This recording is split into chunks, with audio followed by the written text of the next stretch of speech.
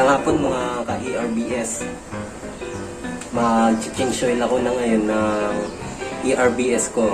Bale, nung August pa po ito. Tapos ngayon October na. Bale, 2 buwan na po pala mga ka-ERBS, mga ka-nerve. Magandang hapon. Bale, ito yung mga tools ko po. Ito nga pala po yung gagamitin ko pang change oil, Yamalu gear oil. Itong gagamitin ko po. Tapos ito yung mga tools na gagamitin ko. Meron ako dito na ratchet po. Na kasi para madalian po ako na magbukas ng mga tornilyo. Tapos ito pong gis. Yung sinukat ko na po kanina to. Itong gis para doon sa ilalim po, pati doon sa may pantanggal nung lock nung baterya po. Kasi taas baba ang tatanggalin natin po. Tatanggalin ko rin po yung baterya mamaya. First time ko pong mag-change oil ng e-bike ko po. Tapos ito naman 12 mm. Nakita ko po to dahil sa sinukat ko sa takip sa ibabaw. Doon tayo magsasalin mamaya ng gear oil. Yun po yung salinan. Bale yung gis para sa draining po. Tapos nag-prepare na rin ako ng Tupperware. Lagayan ng used oil.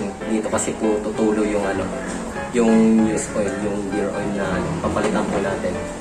Ganda rin ako ng mga iba't ibang tools. Meron din ako na ito, gis na open range po. Ng mga ka-nerve.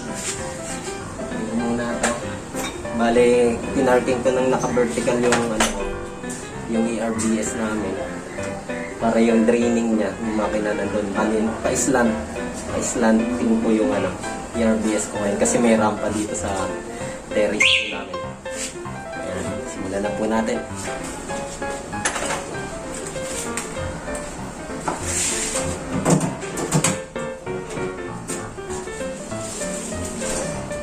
Make sure po natin naka-compreno po natin at mga Ayan, nakalak para hindi mag-slide.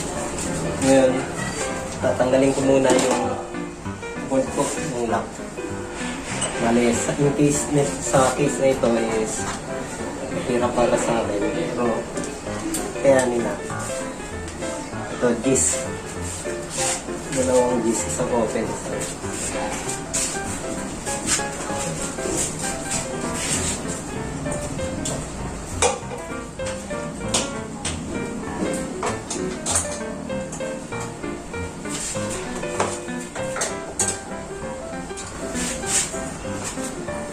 Otso pala po yung yung doon sa ibabaw.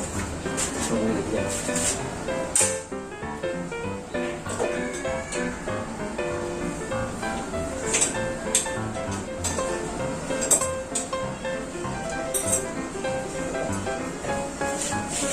Nakasulat gis. Nakasulat gis. Pero 8 pala siya.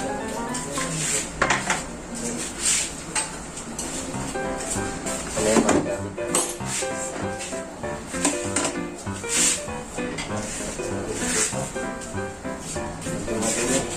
Nasa natin.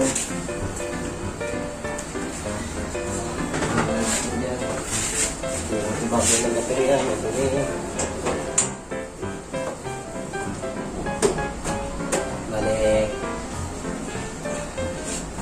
Bali 5 days na po namin dito nagagamit.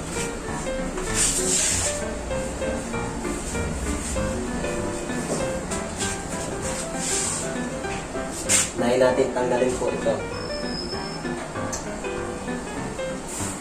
Kasi nandito yung salpakan po ng yung charger. Pero pwede naman kahit ano po. Dito yung yung dito pala. Tanggalin natin yung mga connection. Dahan-dahan yung pagbunod para hindi ito masira. Yung iba kasi hinihigit kagad. Masisira yung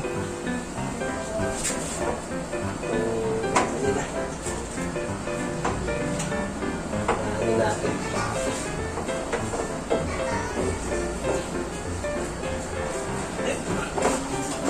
May kabigatan.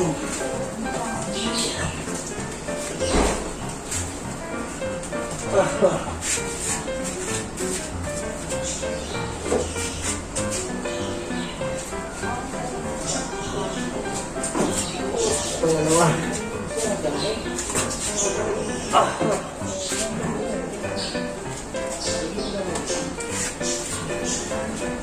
Kita niyo po. Ayan yung dalawang baterya. Tapos ito yung ano natin, yung loob. Ano po natin, ERB. Yes. Parang pinaka-brain. Pinaka-brain po ng ERBS. Bale, ituturo ko po sa inyo sa mga hindi pa nakakalam kung nasaan yung takip na salinan po. Bale, ito po yun. Ayan yung ano na yan, tornilyo. Yan po yung tatanggalin natin. Tapos ingatan pong ano, hindi mawala po yung tornilyo na yan. Diyan po tayo magsasalin po ng gear oil. Tapos papakita ko rin po sa inyo yung ano, yung draining, yung drain nya. Ito po yan, tornilyo na yan. Yan yung nasukat ko na gis din ang sukat. Yan. Okay, next naman mga ka-ERBS, yung magde-drain na po tayo. Tatanggalin natin yung ano, yung tornilyo doon sa ilalim. Okay mga ka-nerve, tapat na natin tong ano, pero luwagan muna natin konti. Tapos ready nyo na yung tools nyo.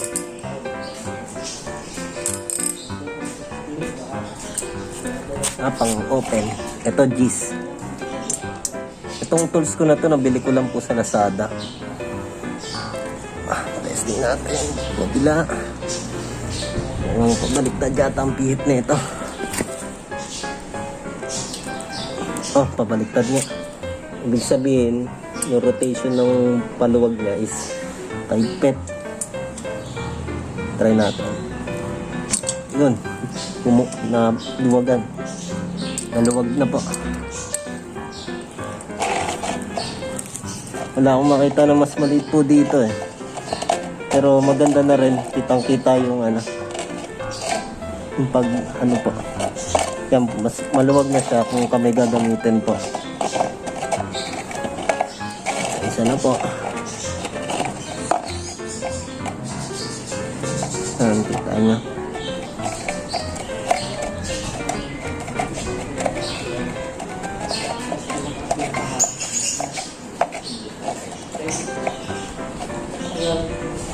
Yan. Makita nyo may pumapatak. Pangit yata itong pagkakapart ko. Pero ano, bubuksan ko po yung nasa ibabaw. Kaya siguro ganyan yung ano, dahan-dahan yung patak. Kailangan buksan. Palit tayo ng ano, ng 12. Tingnan ko kung kasya to. Sana kasya. Yan. Kasya naman po. Tapos yung ano niya, ratchet niya, paluwag yung normal, yung original na paluwag po. Adjust natin tong ano. Ano.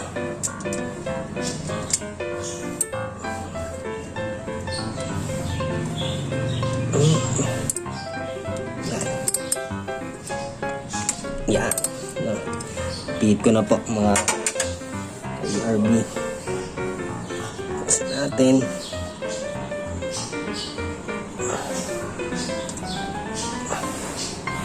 Yan, ito po yung ano, yung bolt.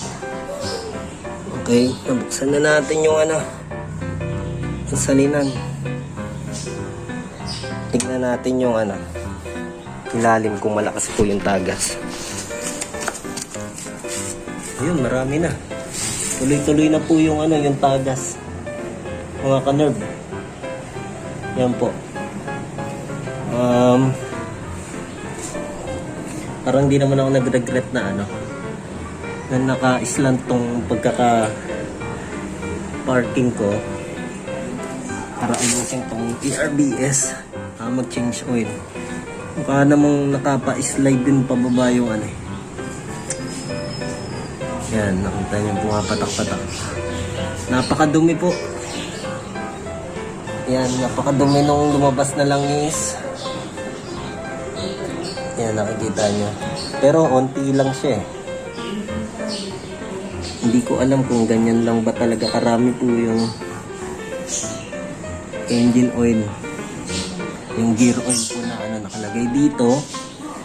Or merong konfliktong pagkaka-parking ko kasi kahit nakapa-island siya kasi yung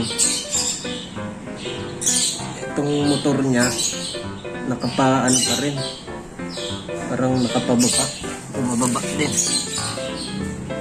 Silipin natin dito po. Ayan. Pero feeling ko nakapa-island siya papunta doon sa butas kaya aagos pa rin po siya doon. Pumapatak pa rin siya. Kung may matitira man dyan, siguro konti lang. Sa next change oil, i-ano ko na siya na pababa dito yung parking ko. Ay, marami-rami na rin yung yung tumagas po. Bale, unang beses to ng change oil ng ERBS po namin, mga ka-nerve. Yan po. Okay, hintayin ko muna pong matapos. In this case, mga ka-nerve, papalitan ko ng panibagong Tupperware yung yung nasa ilalim. Tatry kong buhatin to para maging papunta sa butas. Kung may matitira pang oil, is tutulo siya. Makikita natin kung bubuhatin ko kung marami siyang tutulo dito.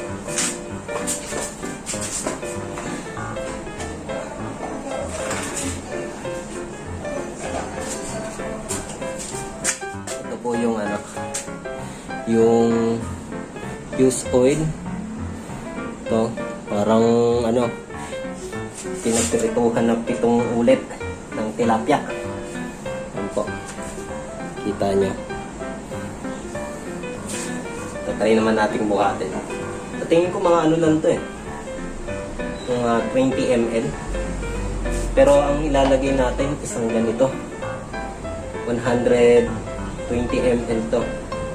Itong isang 100 ml. Yung makita nyo po. Itong Yamalub na to 100 ml. Okay. Try ko nang buhatin.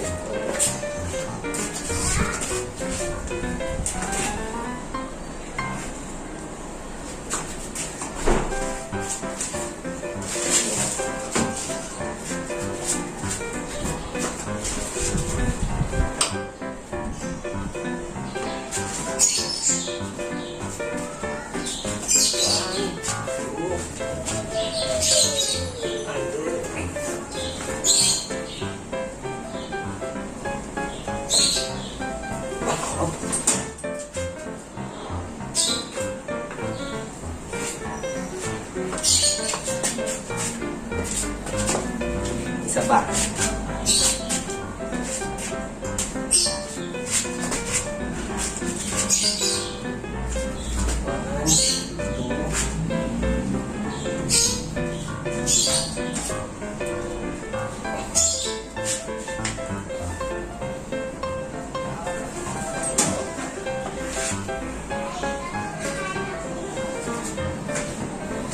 May pumutak sa kanya pero kapiranggot na lang. Yan po. Okay. Balik na natin yung tornilyo doon sa ilalim. Kasi magsasali na tayo ng panibago pong oil.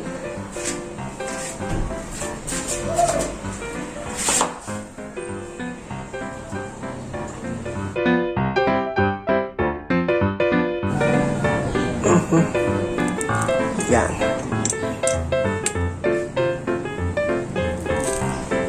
Mahigpit na rin naman.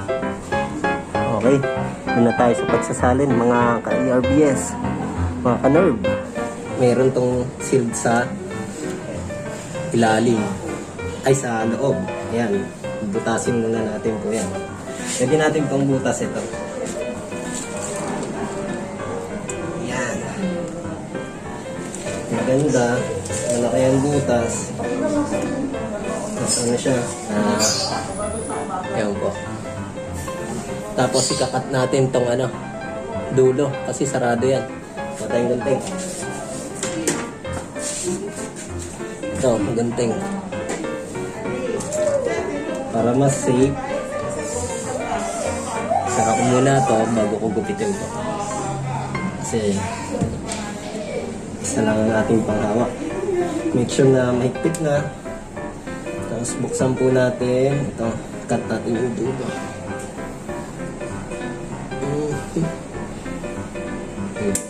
Yes. Oh. Na. Lakayan ko lang ng konti yung butas.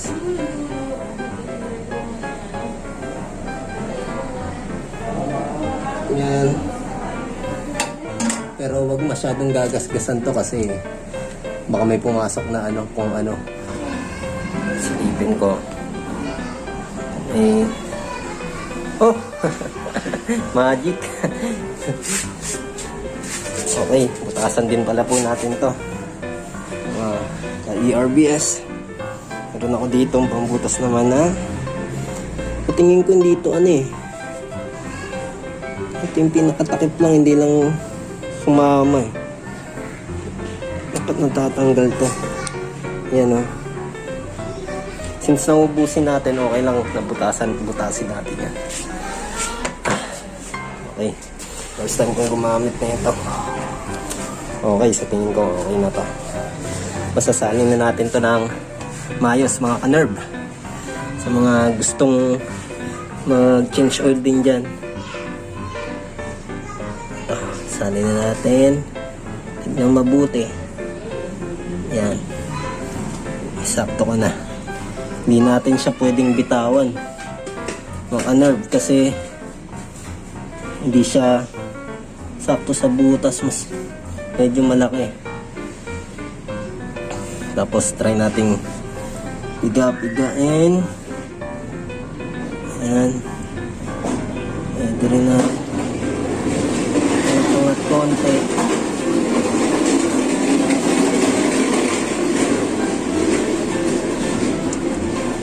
Naririnig ko pumapatak sa loob yung ano.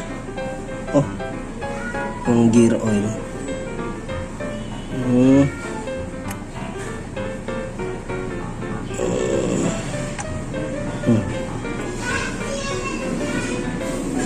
Medyo may konting matagas lang na lumalagpas.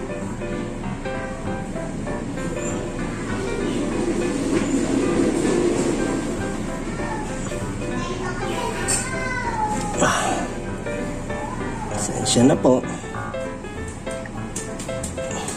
Sa mga ano gusto ring mag change oil, panoorin nyo lang din po itong ano ko po step. Napanood ko lang din to kasi yung iba hindi documented talaga, kaya nais ko rin makatulong sa iba. Feeling ko parang puno na. Parang sakto lang yung 100. Ayan, nakikita nyo po mga ka-nerve. Yan, puno na. Apaw na po yan. Apaw na.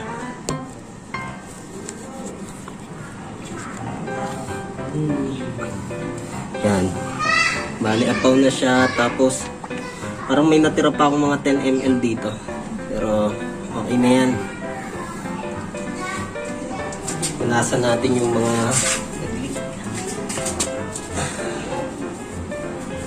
overflow.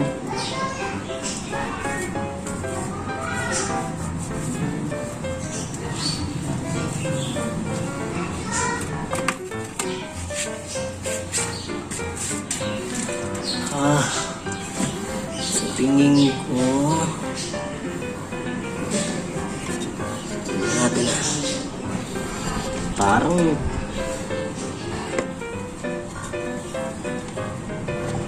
di, parang yung apaw niya, yung palang yung dumulusot yung oil. Dahan-dahan. Tingnan natin kung mag-overflow pa rin ito mga kanib.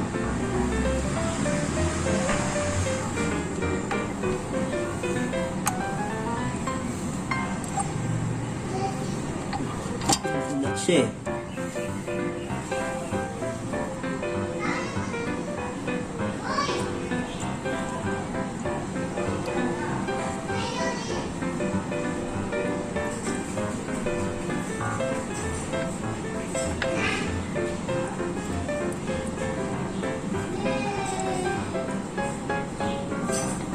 Wala na, overflow na talaga. Okay, takpan na natin. Tingin ko okay lang naman to eh. Isasara natin ang may overflowing. 2 buwan pa lang namin to nagagamit po mga ERBS. Isa na natin gamit tong 12 mm.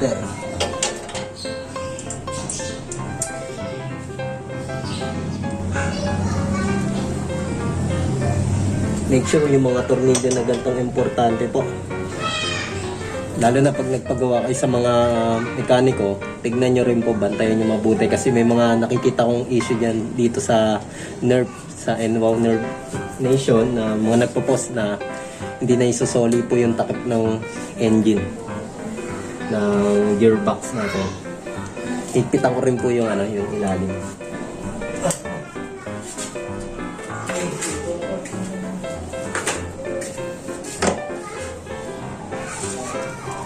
Okay. Pinasa ko lang ito ng konti. Yung mga tornilyo para hindi po palas. Ito. Yung mga maluluwag dito. Kaya dito bolt na to. Maluluwag siya. Tanggal ko yung bolt. Maluwag siya eh. Ito naman kung maipitan. Ayusin yung pagkakakit. Higpit na, para-paraan lang.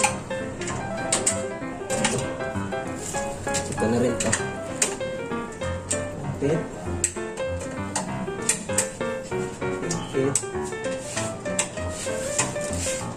Higpit. Higpit. Huwag na konti.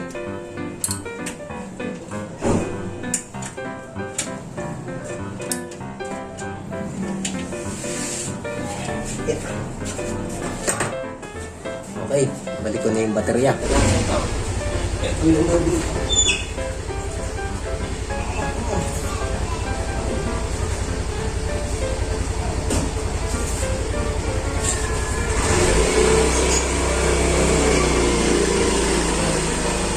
Sure po natin na hindi natin tatamaan yung mga wire po dito para hindi magka-problema.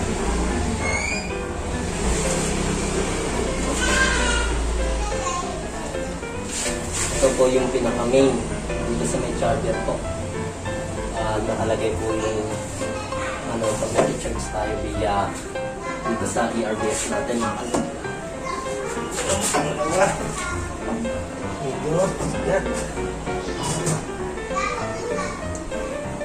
Ilagay natin itong isang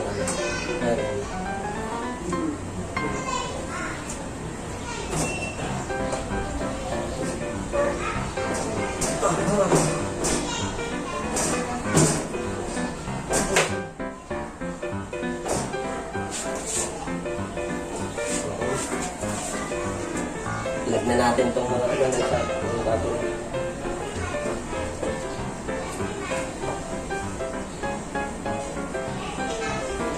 make sure yung laptop maayos kung pagkakaano yung laptop pinaka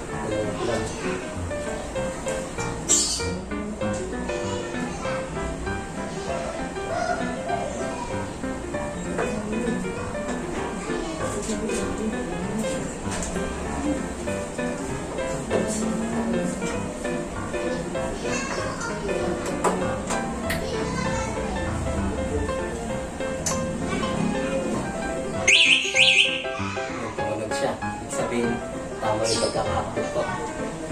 Tapos ayusin natin itong pagkakalak. Safety lock to para hindi nahuhugot po. Itong mga plug na.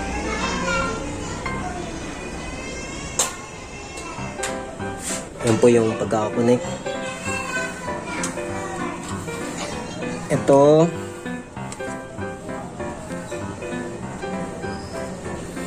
Ito po, ito yung sa pinaka-main dito sa ERBS. Papunta dito sa salpakan ng charger dito sa ilalim. Dito. Punta po siya dyan. Yan. Yung lagay ng charger po. Ng charger. Tapos itong wire na to, dito to sa kabilang battery po. Yan, pagkokonekan nyo po yan. Yan, tapos make sure nyo na hindi rin may ipit po to. Pag natagtag, minsan kasi parang tumatalbog siya. Tapos babalikan naman po ngayon yung yung lock niya. Ito po.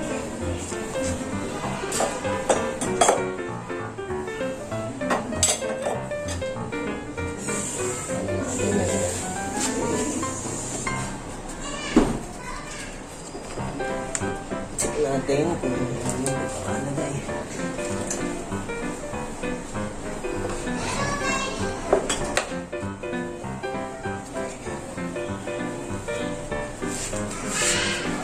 Tingnan muna natin kung gagana po. Susisiyan ko po. Tingnan natin kung nagkapit natin ang maayos ko yung battery bago natin nilak. Yan. Nakaka 260 simula nung nag-reset ulit. Bale yan po. 5 araw ko na rin siyang hindi na-charge. Pang 5 araw ngayon po. Pero mamaya i-charge ko po siya. Laging nagre-reset tong ERBS po namin. Nakaka 1,000 na mahigit po yan ng ride. Since nung nabili namin to, lagi araw-araw kong ginagamit. 12 km a day. Tapos minsan mamamasyal kami ng asawa ko po para mga 15 km or 20 km a day.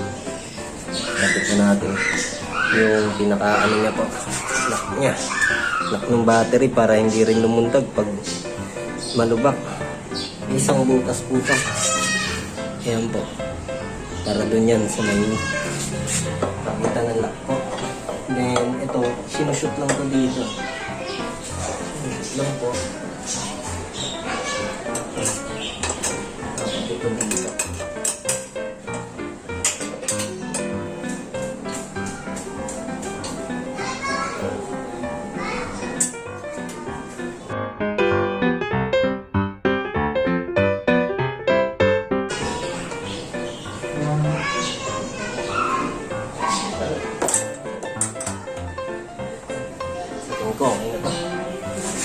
Okay. Ito. Ito natin yung maayos. Safety. Tapos, yung mga wirings naman niya, tinignan ko. Wala naman siyang problema. Walang sunog. Tapos, yung sa panel, para sa makina niya po. Ito yung shock, ito yung lock para sa battery. Yan, mga pa-nerve. Ito, okay naman yung ko, yung dashboard. Tapos ito yung used oil po. Tapos yung natira pa akong konti dito, pero parang wala na pala. Kanina may naalog pa eh. Kasi ito yung pangalawa kong wala namang halos laman. Parang tapak lang ng luha. Luha ni Peryong at ni Dagul. Ito yung used oil yan. Itim. Tingnan natin yung kulay na ito nung natira. Ibig sabihin po, dapat ganito ang kulay ng gear oil natin. Laki po ng pinagkaiba. Makikita nyo, napakadumi na itong gamit na oil kumpara dito sa bago na kulay mineral water po or virgin coconut oil. Okay, testingin na po natin tong ERBS ko. So, isara na natin at tuloy muna yung susi. Nasa loob kasi yung isang susi para mainit natin. Yan, make sure na hindi na naangat. Tapos susihin na natin. Hindi pa naman siya tumutunog kaya ready to go siya.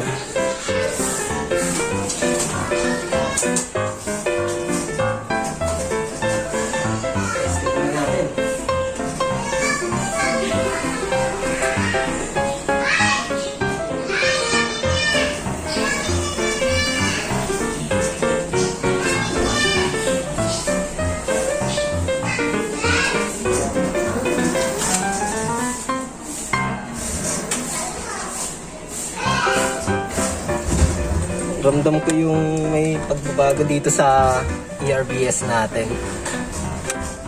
Medyo smooth yung niya, yung sa gear. Ramdam ko na na maganda yung performance. Pati yung ginamit natin na Yamaha lube. Yung nakikita akong ibang lube, pero doon na tayo sa branded, yung subok na ng marami. Medyo mura din yung Yamaha lube na nabili ko. Natry ko ibigla-bigla yung yung under natin para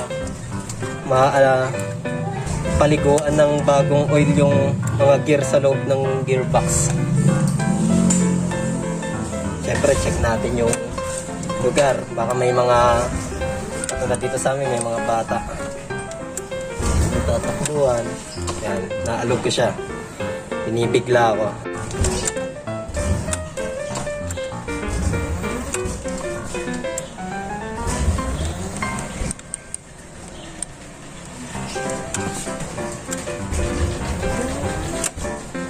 Sa mga gusto ring mag-change oil, yung mga first timer, watch nyo lang po tong video ko. Paano ma-change oil ng e-bike, ng ERBS. Yung ibang e-bike, di ko po alam kung paano eh. Pero pare-parehas naman yung motor nila, na brushless motor. Sa tingin ko yung tornilyo ng drain, pati ng salina ng oil, parehas lang po. Maganda yung arangkada niya kumpara nung last. Nakita nyo naman, napakadumi nung use oil, yung gear, yung engine oil na tinanggal natin dito. Parang pinagprituhan ng 7 ulit ng tilapia. Try ko naman yung medium. Change shift tayo. Try natin yung high.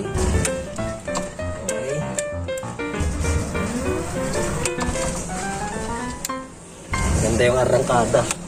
Nagbagong palit yung oil. Sabi sa akin mga 5 months bago palitan.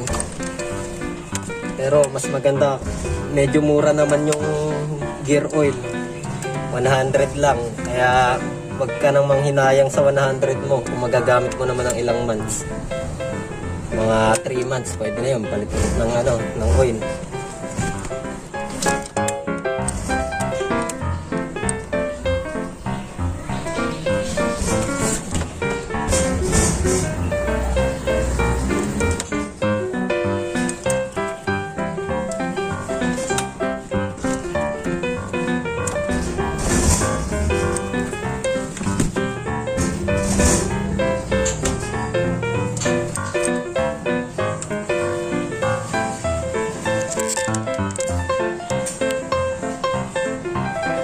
Siya nga pala mga ka-nerve, ang throttle ko is wala dito sa kanan, nandito po sa kaliwa.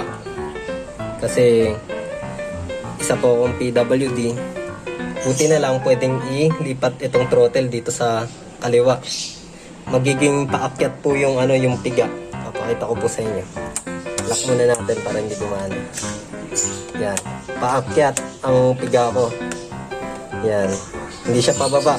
Unlike pag dito sa kanan, pababa siya. Tapos ganun pa rin yung control. Ito, hazard. Yung sa hazard, di naman po nag-iba. Ganun pa rin. Yan. Kita nyo na. Ay, right yun. Ito, left. Ito yung hazard. Yun sa signal light po. Tapos, ito pa rin yung, high beam, ilaw. Nandito sa kabila yung Hindi naman siya mahirap pindutin. Ayan po yung ilaw ko. Papakita ko. Bale, ininstalan ko rin po to ng LED na high beam. Nagdagdag ako ng LED na tag-anim na LED kabilaan. Mas malakas siya pag gabi. Yan. Salamat kay James De Vera. Ginaid niya po ako sa pag-install. Kahit sa messenger lang, nakuha ko kaagad yung turo niya po. Tapos nag-install din po ako dito ng wiper. Manual na wiper po. Gumamit ako ng retaso na aluminum. Tapos binarena ko po para ma-install tong wiper na to. Bali nabili ko to sa Lazada, itong manual na wiper na to. Tapos itong LED na in-install ko. Bali auto volt po siya mula 9 volts hanggang 84 volts. Kaya niya. Hindi mo na kailangan gumamit ng converter para mag-install po niyan ng mga electronics. Ang lagi nyo lang hanapin yung auto voltage. Yan po yung wiper ko. Pakita ko sa inyo ulit. Yan. Tapos pag di nyo ginagamit, pwede nating hatakin din parang sa kotse. Yan. Uy. Yan, nilalapad ko. Tapos gusto magtanong kung malakas ba sa baterya tong LED na to. Hindi po. Parang normal na naka-high beam ka lang din po. Okay, mga ka-nerve. Ride safe palagi. God bless.